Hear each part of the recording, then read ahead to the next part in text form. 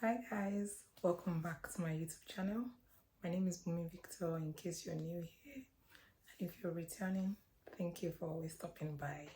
Please subscribe to my YouTube channel. In today's video, I'm going to be talking about how I was able to secure a permanent part-time role within the NHS. Yes, the NHS as an international student in the UK.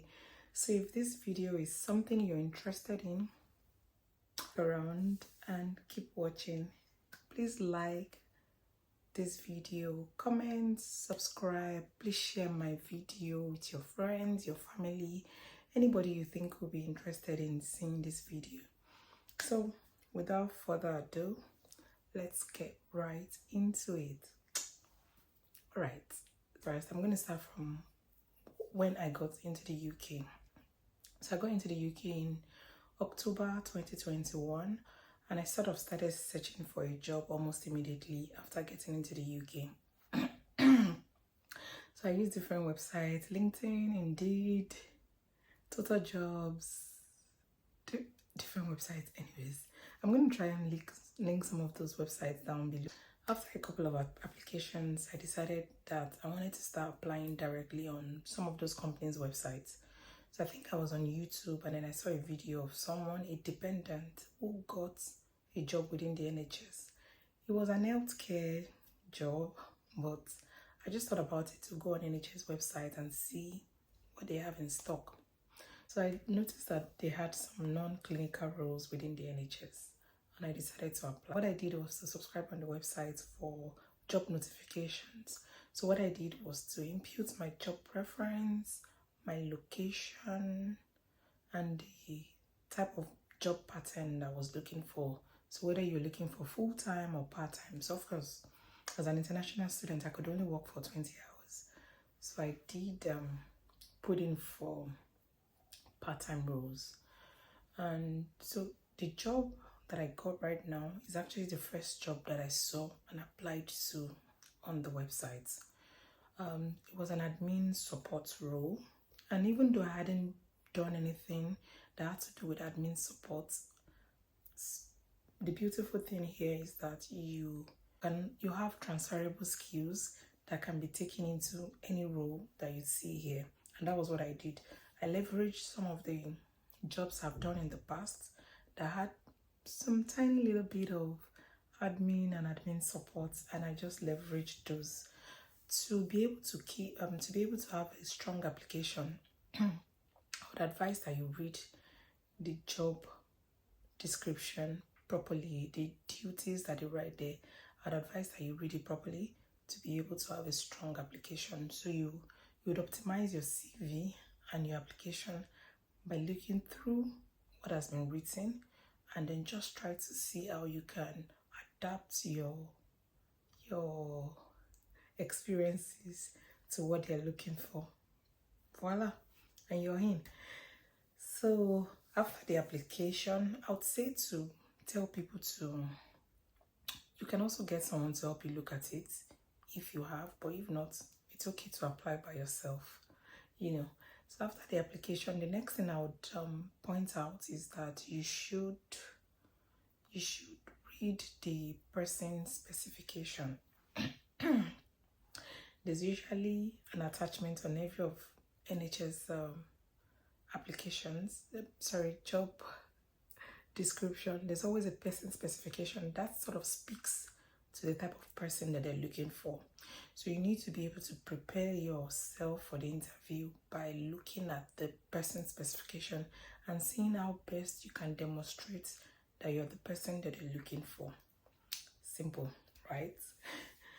Another suggestion for your interview would be to practice the STAR techniques, STAR technique. The technique is basically utilized for most of their questions because most questions here would be a situation-based question.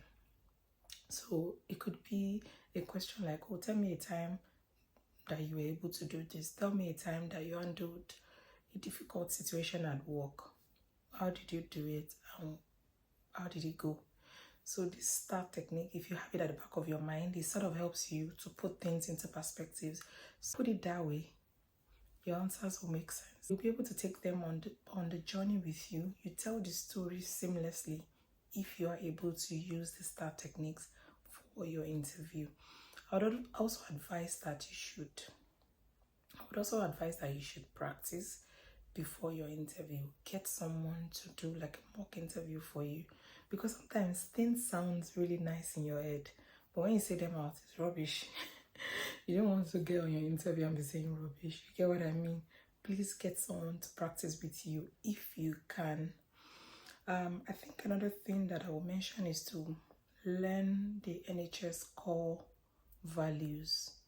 I don't think there's any interview you would have that it would not ask you questions about the core values. It might not even be directly, it could be indirectly, but you need to be sure that you have the core values or you support them and you're willing to live by those values. So you need to learn the core values. Also, you need to learn about the trust you're applying to. NHS is very big. So you need to learn about the trust that you're applying to. You need to know what the trust does. My trust basically is for mental health and dementia. And I remember that they did ask me questions about, oh, do you know what we do in our trust? And trust me, if I didn't check, I would not know what exactly they do in the trust. So you need to learn. You need to know what your trust does. If you like, you can also check your interviewers. I don't think it would do so much, but if it makes you feel comfortable, you can also do that. I'd advise that you also watch videos on YouTube on questions that you should prepare for. They always help. If you guys want a video on the questions that I was asked, I'll be glad to do them if you're interested. I don't want to make this video too long, so I'm cutting the chase because I feel like there are a lot of information out there about job specific interview and how to prepare for them on here. I'm just doing this video to let international students know basically that they can get permanent roles, they can get jobs within the NHS, and it doesn't have to be the clinical part, it doesn't have to be support, it doesn't have to be care support, it doesn't even have to be healthcare assistant. If you're not interested in that, you can get non-clinical roles that are also friendly for international students. And I know I don't need to start telling you about the importance of working within the NHS. You know it. That's why you're watching this video. You know that even if it's a part-time role, currently my role is not sponsored, but it's easier for you to navigate within the trust once you're in. Once you're in, you can navigate into a role that will be sponsored, and you can get sponsored.